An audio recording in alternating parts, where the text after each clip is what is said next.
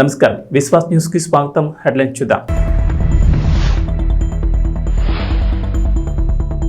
తెలంగాణలో Vivint pharma 400 కోట్ల పెట్టుబడి, జీనోమ్ వ్యాలీలో ఇంజెక్టబుల్స్ తయారీ కేంద్రం ఏర్పాటు, దాదాపు 1000 మందికి ఉద్యోగ అవకాశాలు.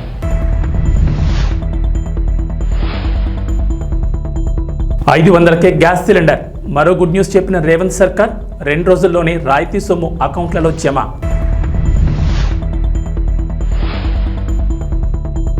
ఏపీకి కేంద్రం నుంచి మరో గుడ్ న్యూస్. జాతీయ రహదారులకు 7,266 కోట్లు, ప్రాజెక్టులను ఆమోదిస్తూ ఉత్తర్వులు జారీ.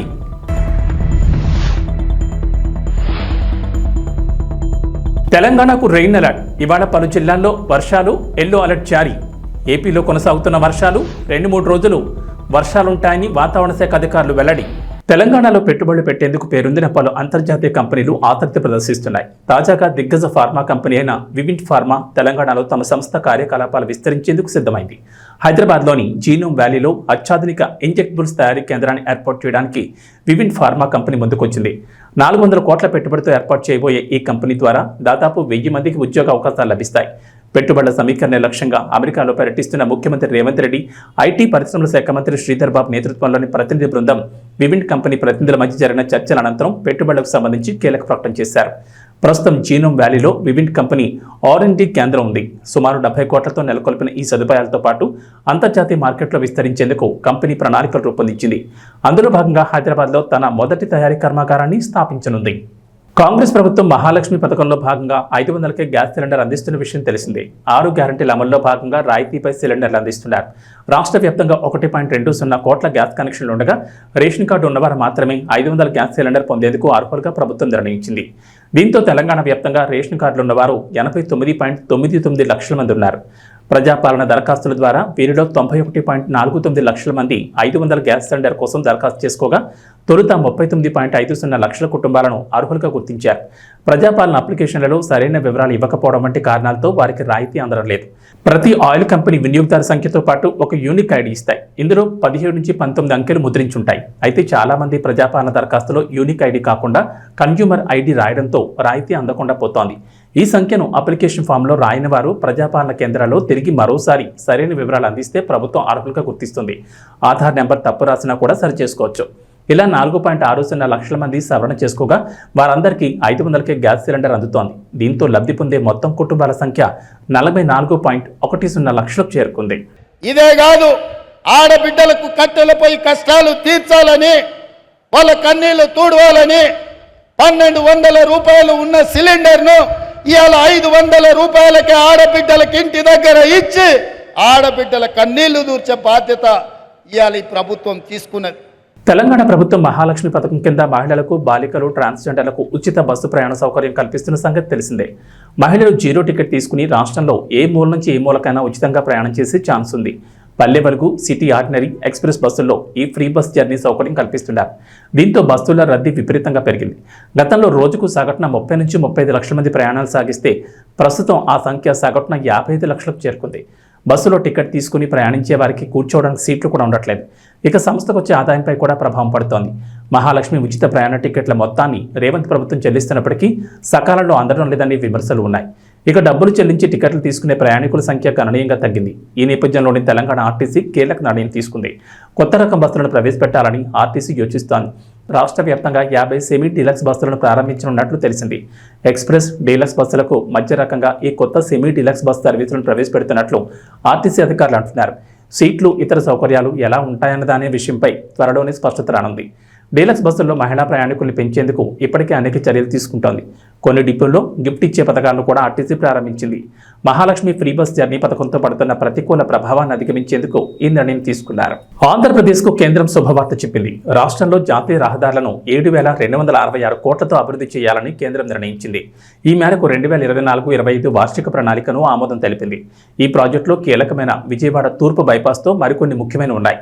ఈ మేరకు ప్రాజెక్టులను ఆమోదిస్తూ ఉత్తర్వులు జారీ చేశారు. కేంద్రం ఏపీకి కేటాయించిన నిధులు ప్రాజెక్టుల వారీగా ఇలా ఉన్నాయి. కృష్ణా జిల్లా రామారావుపేట నుంచి గుంటూరు జిల్లా కాజా టోల్గేట్ వరకు విజయవాడ తూర్పు బైపాస్ నిర్మాణానికి 2,716 కోట్లు కేటాయించారు. పల్నాడు జిల్లా వినుకొండ గుంటూరు 4 లేన్ల రహదారికి 2,360 కోట్లు ఇచ్చారు. విజయవాడలోని మహానాడు జంక్షన్ నుంచి నిడమనూరు వరకు 6 లేన్ల ఫ్లైఓవర్ నిర్మాణానికి 669 కోట్లు కేటాయించారు. అనకాపల్లి జిల్లా సభవరం నుంచి విశాఖ జిల్లా షీలానగర్ వరకు 6 లేన్ల రహదారి నిర్మాణానికి 906 కోట్లు కేటాయించింది కేంద్రం. ఆంధ్రప్రదేశ్ ముఖ్యమంత్రి నారా చంద్రబాబు నాయుడు శుభవార్త చెప్పారు. చేనేత కార్మికులకు తమ ప్రభుత్వం అండగా ఉంటుందని, చేనేతకారులకు ఇచ్చిన అన్ని పథకాలను వైఎస్ఆర్సీపీ సర్కార్ రద్దు చేసిందని అన్నారు. విజయవాడలో జాతీయ చేనేత దినోత్సవంలో ముఖ్యమంత్రి చంద్రబాబు పాల్గొన్నారు. అక్కడ ఏర్పాటు చేసిన స్టాళ్లలో ఉత్పత్తులు పరిశీలించి చేనేత కార్మికులతో మాట్లాడారు. చేనేత కార్మికుల ఆదాయం పెరిగేందుకు చర్యలు తీసుకుంటామని, వెనుకబడిన వర్గాలకు చట్టసభల్లో 33% రిజర్వేషన్ల కోసం అసెంబ్లీలో తీర్మానం చేస్తామని చంద్రబాబు చెప్పారు. ఇది పార్లమెంట్లో చట్టరూపం దాల్చేలా పోరాటం చేస్తామని ప్రకటించారు. రాష్ట్రంలో చేనేత కార్మికులకు జీఎస్టీ తొలగించేందుకు ప్రయత్నిస్తామన్నారు. జీఎస్టీ తొలగించుకుంటే రియంబర్స్ చేస్తామని ప్రకటించారు. నేతలకు 67 కోట్లు ఇచ్చి న్యాయం చేస్తామని తెలిపారు. చేనేత మగ్గాల కోసం 50,000 సాయం అందిస్తామని, ప్రజలంతా చేనేత వస్త్రాలు ధరించాలని, నెలకొక రోజైనా చేనేత వస్త్రాలు ధరించాలని పిలుపునిచ్చారు. చేనేత పరిశ్రమను కాపాడడం బాధ్యతని, అలాగే చేనేత వస్త్రాలకు ఆన్లైన్ మార్కెటింగ్ను ప్రోత్సహిస్తామన్నారు. చేనేతలకు మరో హామీ ఇచ్చారు. మరమగ్గాల కార్మికులకు సోలార్ ప్యానెళ్ల ద్వారా ఉచిత విద్యుత్ అందిస్తామన్నారు. చేనేత కుటుంబాలకు 200 యూనిట్ల ఉచిత విద్యుత్ కూడా అందిస్తామన్నారు. చేనేతకారులకు ఆరోగ్య బీమా కల్పిస్తామని, నైపుణ్యం పెంచి ఆధునిక శిక్షణ ఇప్పిస్తామన్నారు. అంతేకాకుండా చేనేతలో సహజ రంగులను ప్రోత్సహిస్తామన్నారు. దీనికి ఒక చరిత్ర కూడా ఉంది. భారతదేశ స్వాతంత్ర ఉద్యమంలో విదేశీ వస్త్రాల బహిష్కరణ, స్వదేశీ వస్త్రాల్ని ప్రోత్సహించడం ఆ రోజు ఒక ఉద్యమ స్ఫూర్తితో ముందుకు తీసుకుపోయారు.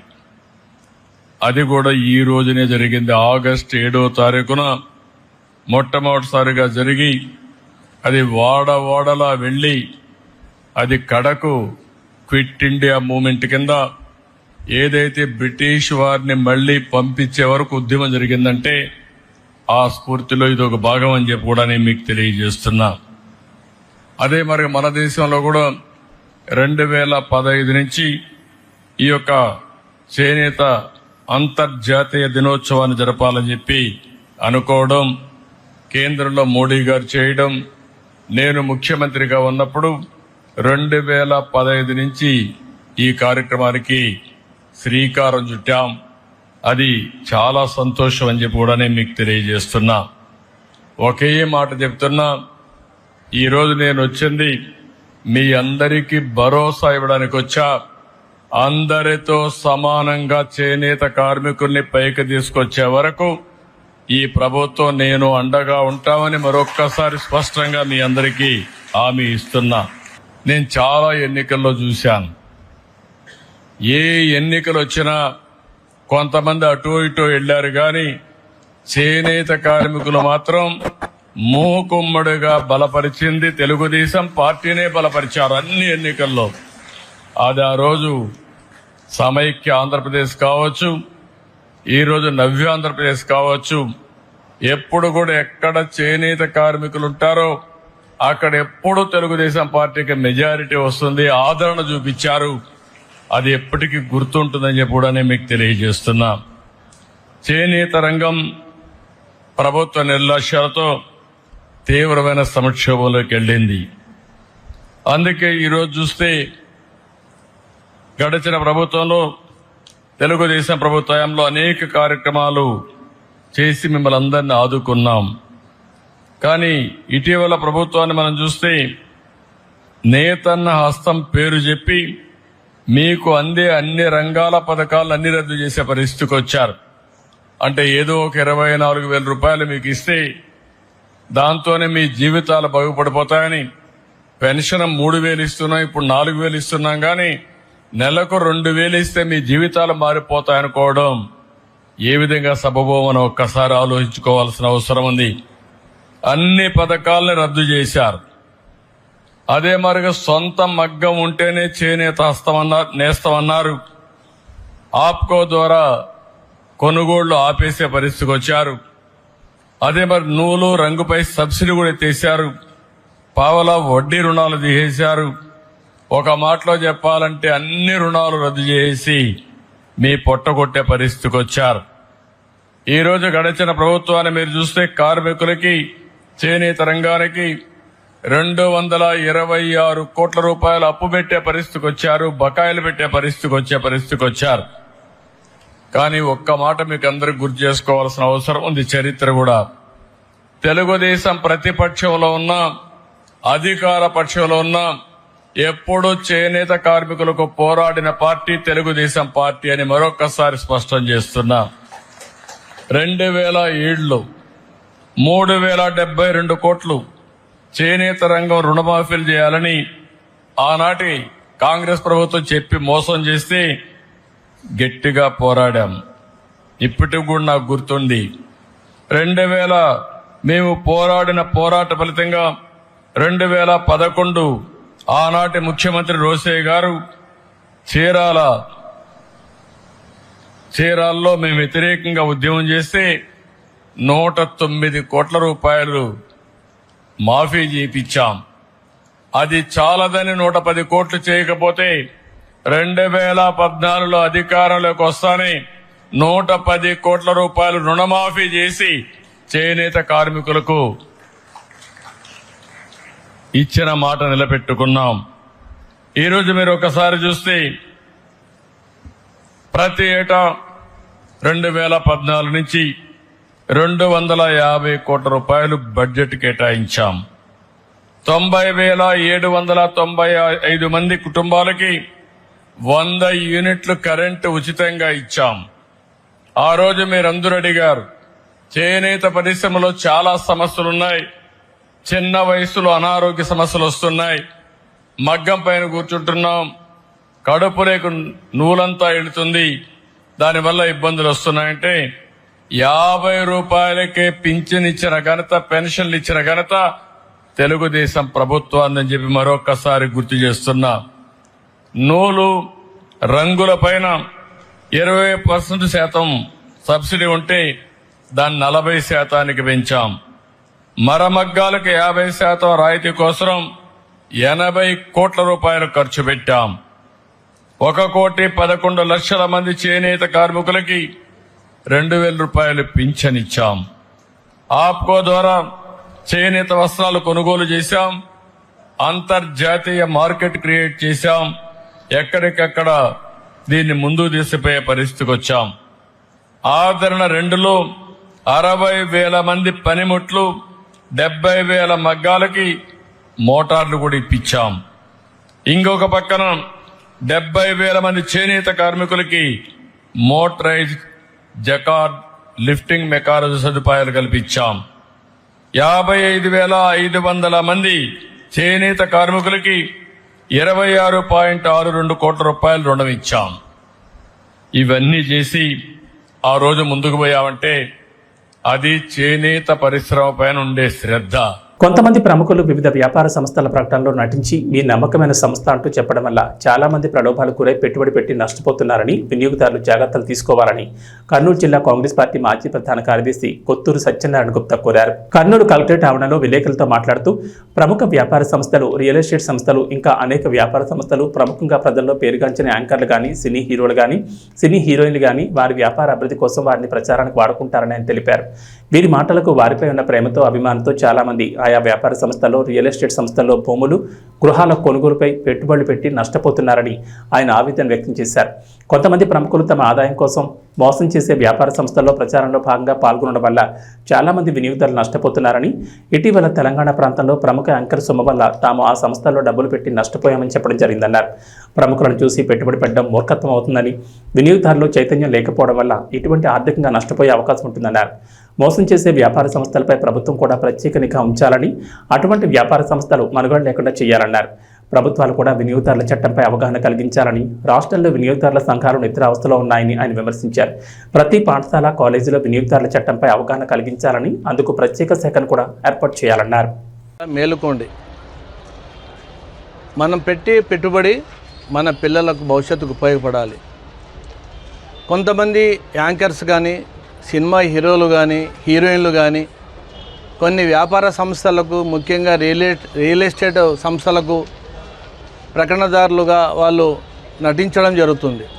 పైసలు తీసుకుంటారు, నటిస్తారు, మంచి సంస్థ అంటారు. కొంతమంది ఆ యాంకర్స్ మీద కావచ్చు, సినిమా హీరోయిన్ల మీద కావచ్చు, హీరోయిన్ల మీద కావచ్చు అభిమానంతో ముందు వెనక ఆలోచన చేయకుండా పెట్టుబడి పెడతారు. ఆ తర్వాత బోర్డులు ఎత్తేసే పరిస్థితి ఏంటి? నిన్ననే ఒక సంఘటన చూశాను. కొంతమంది వినియోగదారులు రియల్ ఎస్టేట్ వ్యాపారస్తులు వాళ్ళ వ్యాపార ప్రకటనలు ఒక యాంకరు సుమని నటించడం వల్ల ఆమె సుమన్ చూసి మేము పెట్టుబడి పెట్టాము నష్టపోయినామని రోడ్డు మీదకి ఎక్కారు. కాబట్టి వినియోగదారులు మేలుకోవాలి. అదేవిధంగా రాష్ట్ర ప్రభుత్వాలు కూడా వినియోగదారుల సంఘాలను చట్టాలను ప్రజలను అవగాహన కలిగించాలన్న ఆలోచన విస్మరిస్తున్నారు. ఇది చాలా బాధాకర విషయం. చట్టాలు చేసిన వాళ్ళు చుట్టాలుగా మార్చుకుంటున్నారు. కాబట్టి యాంకర్స్ మరోసారి ఆలోచన చేయండి.